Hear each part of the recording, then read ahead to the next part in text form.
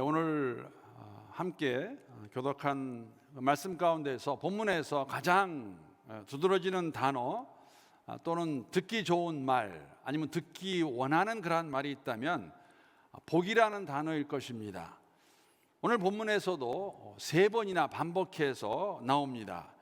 1절에 보게 되면 하나님은 우리에게 은혜를 베푸사 복을 주시고, 또 6절 말씀에도 보게 되면 하나님 곧 우리 하나님이 우리에게 복을 주시리로다. 7절 말씀에서도 하나님 우리에게 복을 주시리니, 이게 3번이나 반복해서 나오고 있습니다. 그래서 아마도 매일 성경은 제가 조금 전에 읽은 1절, 6절, 7절의 내용을 가지고 이렇게 설명합니다. 우리 하나님은 복 주시는 분이십니다. 하나님이 인생을 찾아오신 이유는 절망과 멸망이 아니라 복을 주시기 위함입니다. 얼마나 좋은 말인지 모르겠습니다. 그래서 오늘 설교 제목을 이렇게 정했습니다. 복 받으세요. 여러분, 오늘 함께 예배하는 우리 가정에서 예배하시는 모든 분들, 우리 옆에 계시는 우리 식구들에게 이렇게 인사하면 좋겠습니다. 우리 배우자에게는 아마 이렇게 인사하겠죠. 복 많이 받으시오. 우리 자녀들에게는 복 받아라, blessings to you. 아니면 우리 함께 우리 복 많이 받자. 저도 여러분에게 이렇게 인사하겠습니다. 복 많이 받으시기 바랍니다. 오늘 설교 제목과 같이 복 받으세요. 여러분, 복을 싫어하는 사람이 있을까요? 복 받는 것을 싫어하는 사람은 저는 한 명도 없다고 그렇게 말을 해도 무리가 아닐 것 같습니다.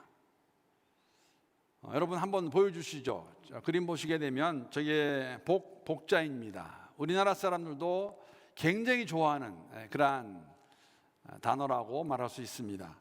그래서 여러분 얼마나 좋아하냐면 우리가 매일 사용하는 밥그릇에도 또 국그릇에도 또 심지어는 숟가락에도 이렇게 복자를 써놓기도 하고, 심지어는 우리가 잘 때 쓰는 이불과 베개에도 이 복자를 수놓은 것을 어렵지 않게 발견할 수가 있습니다. 어쩌면 여러분 우리보다 더 복을 좋아하는 사람들이 있는 것 같습니다. 이런 그림 보셨는지 모르겠어요. 복자를 거꾸로 이렇게 붙여놓은 대문입니다. 이 중국에 가면 종종 볼 수 있는 그러한 그림인데, 저 역시 중국에 살 때 이렇게 본 적이 있습니다. 왜 이렇게 복자를 거꾸로 붙여놨을까? 2가지 이유가 있다고 하네요. 하나는 복 쏟아져 내려라 라는 그러한 의미로 복자를 거꾸로 붙여놓기도 하고, 또 다른 의미는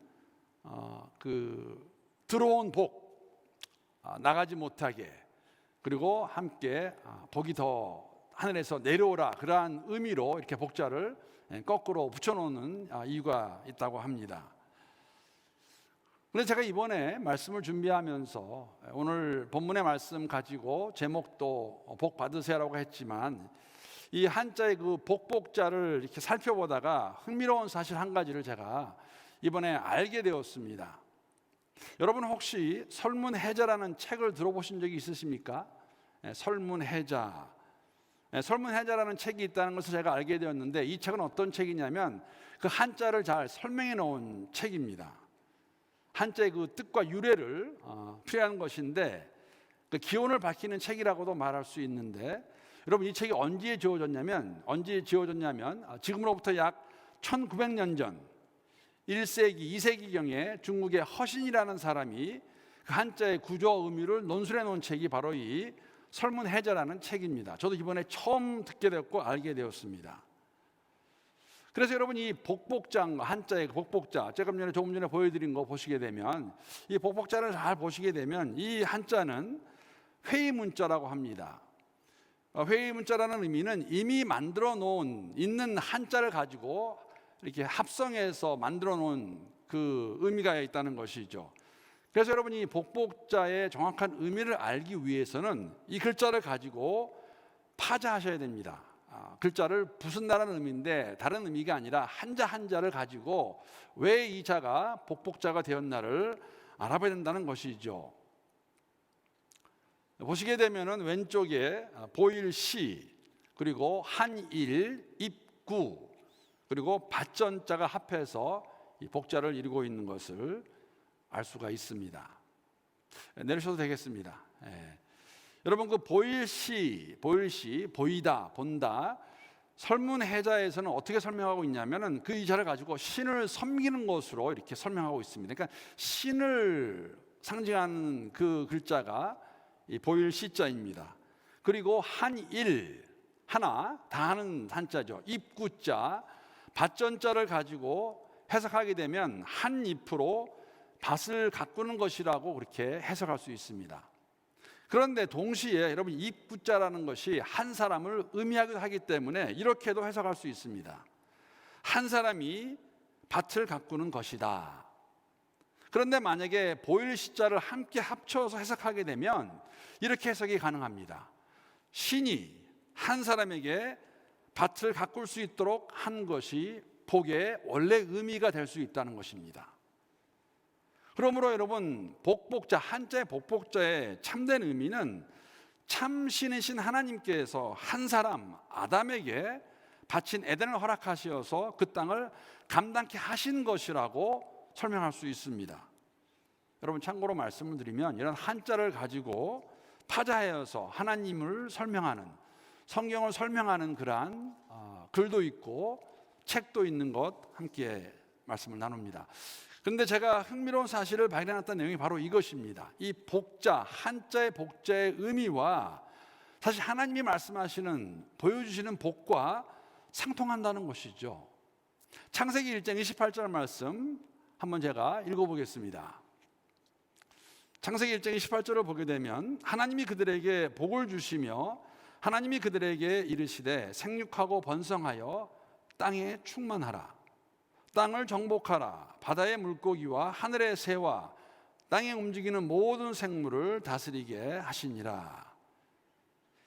여러분, 참된 복이라는 것은 인간을 만드신 하나님께서 주신 땅에서 생육하고 번성하는 것, 그 땅에서 충만하고 땅을 정복하고 땅의 모든 생물을 다스리는 것입니다. 하나님이 세상을 창조하시고 인간을 만드시고 난 다음에 에덴 동산에 그들을 플레이스하시고 놓으시고 나서 주신 말씀입니다. 즉 하나님의 말씀에 순종하며 살아가는 것이 참된 복임을 성경은 저희들에게 말씀해 주고 있습니다. 이렇게 말하면 적절할 것 같습니다. 여러분, 하나님은 우리를 복 주시기 위해서 만드셨습니다. 그래서 우리가 그 주시는 복, 주시기 원하는 복을 어떻게 하면 될까요? 복을 받으면 됩니다. 복을 누리면 됩니다. 사실 오늘 본문 말씀에서도 시인의 고백을 통하여서 하나님이 우리에게 복 주시는 것을 확인할 수가 있습니다. 1절 말씀 보게 되면 하나님은 우리에게 은혜를 베푸사 복을 주시고 그의 얼굴빛을 우리에게 비추사. May God be gracious to us and bless us. Make his face shine on us. 사실 여러분, 1절의 이 시인의 강구는 하나님께서 모세를 통해서 아론 제사장 아론과 그의 아들들이 주님의 전에 찾아와 제사를 드리고 떠나는 이스라엘 백성들에게 복을 빌어주라고 명령하신, 일명 우리가 제사장의 축도로 알려져 있는 그 내용입니다. 민수기에 그 말씀이 있습니다. 민수기 6장 24절에서 26절 말씀 보게 되면 이렇게 기록되어 있습니다. 여호와는 내게 복을 주시고 너를 지키시기를 원하며 여호와는 그의 얼굴을 내게 비추사 은혜 베푸시기를 원하며 여호와는 그 얼굴을 내게로 향하여 드사 평강 주시기를 원하노라 할지니라. The Lord bless you and keep you. The Lord make his face shine on you and be gracious to you. The Lord turn his face toward you and give you a peace. 여러분, 이 제사장의 축도, 지금 오늘 1절에서 시인이 고백하는 이 말씀의 핵심은 뭐냐면 주의 얼굴을 우리에게 비추는 것입니다. 주님의 얼굴을 우리에게 비춘다는 것은 우리의 형편을 다 알고 계시는 것을 의미합니다. 즉 우리와 가장 친밀한 관계 가운데서 하나님께서 우리에게 복 주시기 원하시는 것을, 우리를 알고 계시는 상황에서 우리 함께 하시는 것을 말씀하고 있습니다. 바로 이것이 성경이 말하고 있는, 오늘 본문을 통해서도 알고 있는 참 복의 의미입니다. 그리고 여러분, 우리가 한 가지 기억해야 되는 것은 뭐냐면, 맞습니다. 오늘 본문에도 그것을 확인할 수가 있는데, 하나님 우리에게 주시는 복에는 분명히 물질적인 복도 함께 포함이 되고 있습니다. 오늘 본문 6절 말씀 보게 되면 이렇게 기록하고 있습니다. 땅이 그의 소산을 내어 주었으니 하나님 곧 우리 하나님 우리에게 복을 주시리로다. 하나님이 우리에게 복을 내려주셨기 때문에 우리가 관리하는 땅, 우리의 소산, 오곡백과를 낼 수 있다고 말씀하고 있습니다. 하나님의 복을 주실 때 풍요로움을 누릴 수 있는 것을 오늘 본문에서 특히 6절 말씀을 통해서 우리에게 말씀해 주십니다. 여러분, 하나님이 주시는 복 가운데는 물질의 복도 함께 포함되어 있는 것 우리가 확인할 수가 있습니다. 사실 성경에서 여러분 이처럼 하나님의 복을 받은 사람, 축복의 약속을 받고 물질적인 복을 누린 좋은 예가 있다면 아마 아브라함일 것입니다. 여러분, 아브라함의 삶을 보게 되면 하나님께서 그를 부르십니다. 그래서 그가 살고 있던 그 고향, 친척, 그가 태어난 곳을 떠나라고 말씀하실 때에 그 하나님 말씀에 순종해서 그가 아버지의 땅을, 살고 있던 땅을 떠나서 인도하시는 가나안 땅으로 가게 됩니다. 여러분, 가나안 땅에서 얼마나 그 축복을 받았을까? 가장 좋은 예가 있다면 여러분, 아브라함 수하에는 그가 거느리고 있던 380명의 군사들이 있었습니다. 여러분, 군사를 가질 수 있다는 것은 380명의 함께하는 사람들이 있다는 것은 얼마나 부했음을 저희들에게 보여주고 있는 것이죠. 그렇기 때문에 복을 주기 원하시는 하나님은 우리에게 물질적인 복도 축복해 주시는 것이 맞습니다. 틀리는 말이 아닙니다. 그뿐 아니라 이 약속의 말씀에 순종하여 떠났던 그 아브라함, 하나님께서 그를 통해서 큰 민족을 이루시겠다고 말씀하셔서 그를 이스라엘의 시조가 되게 하시죠. 큰 민족을 이루십니다. 하나님께서 그를 복을 주신 것입니다. 그런데 사실 우리에게 주시는 말씀 뭐냐면, 그렇게 복을 주시는 이유도 함께 저희들에게 말씀해 주고 있다는 것이죠. 그러한 복을 받은 아브라함을 통해서 땅의 모든 족속이 복을 받게 하라는 목적을 가지고 하나님께서 아브라함을 택하셨고 그를 복을 주셨고, 그를 통해서 모든 민족이, 모든 사람이 복을 받기 원하시는 것, 오늘 여러분 본문의 내용과 일맥상통하는 내용입니다. 여러분, 처음에 말씀을 드린 것 같이 오늘 본문에서 가장 두드러지게 우리가 볼 수 있는 단어가 있다면 복이라고 말씀을 드렸는데, 이 복이라는 단어와 함께 또 다른 가장 많이 나오는 단어가 있습니다. 오늘 짧은 7절의 구절이지만 그 말씀 보게 되면 가장 많이 나오는 것이 뭐냐면 모든 나라, 모든 민족들입니다. 이 7절의 내용 가운데 8번이나 이 단어가 나옵니다. 하나님이 당신의 백성에게 복을 주시는 것, 그와 함께 모든 나라, 모든 민족, 어떤 상관이 있는 것인가? 그 복을 받은 하나님의 백성들이, 복을 누리는 하나님의 백성들이 우리만 가지고 복을 누리는 것이 아니라 이 복을 모든 민족에게, 모든 사람에게 나눠주고 그들 역시 누리기 원하시는 것을 오늘 본문의 말씀을 통해서 우리가 알 수가 있습니다. 여러분, 오늘 이 하나님의 마음, 말씀대로 시인의 간구를 통해서 확인할 수가 있는데, 제가 본문 2절, 3절, 5절 말씀만 다시 한번 읽어보겠습니다. 주의 도를 땅 위에, 주의 구원을 모든 나라에게 알리소서. 하나님이여, 민족들이 주를 찬송하게 하시며 모든 민족들이 주를 찬송하게 하소서. 하나님이여, 민족들이 주를 찬송하게 하시며 모든 민족으로 주를 찬송하게 하소서. 하나님의 축복의 범위, 대상은 택하신 이스라엘 백성에게만, 주의 백성에게만 국한되지 않는 것을 저희들에게 보여주고 있습니다. 하나님 분명히 택한 이스라엘 백성을 사랑하시지만, 그래서 그들에게 하나님을 아는 복을 주셨고 필요함을 공급해 주시지만, 이것을 경험한 이스라엘 백성이 모든 민족을, 하나님이 누구인가를 알리기 원하는 것을 우리가 오늘 본문의 내용을 통해서 확인할 수가 있습니다. 아브라함을 택하셔서 이스라엘 민족을 이루시고, 그를 통하여서 하나님께서 세상의 모든 사람들이 주를 아는 그 복, 누리기를 원하셨던 것을 저희들이 확인할 수가 있습니다. 여러분, 이렇게 만약에 모든 온 세상이 땅끝이 하나님을 알게 되었을 때 어떤 일이 벌어질까요? 어떤 일이 일어날까요? 하나님의 은혜로우심과 위대하심을 깨닫게 되면, 모든 복의 근원이 하나님이심을 알게 되면 이 모든 민족이 어떻게 할까요? 무슨 일이 일어날까요?